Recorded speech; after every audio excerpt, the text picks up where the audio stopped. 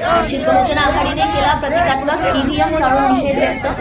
संपूर्ण देशात ईव्हीएमने निवडणुकाविरोधात तीव्र जनमत असून सुद्धा केंद्र सरकार आणि निवडणूक आयोग मात्र ऐकायला तयार नाही। जगातील अनेक प्रगत राष्ट्र बॅलेट पेपरवर निवडणुका घेतात, परंतु सरकार हेकेखोरपणे वागत आहे। त्याविरोधात वंचित बहुजन आघाडीचे जिल्हाध्यक्ष डॉक्टर नीरज वाघमारे यांच्या नेतृत्वात शेकडो कार्यकर्त्यांनी यवतमाळ येथे संविधान चौकात प्रतिकात्मक ईव्हीएम जाळून तीव्र निषेध व्यक्त केलाय। भारतातील लोकशाही आणि संविधानिक मूल्य टिकवण्याची सरकारची जबाबदारी असून सुद्धा सरकार यापासून पूर्णतः पळ काढत आहे। त्यामुळे समस्त सामान्य जनतेने ईव्हीएम विरोधी आंदोलनात सर्व शक्तीनिशी उतरण्याचे आवाहन त्यांनी यावेळी केले आहे।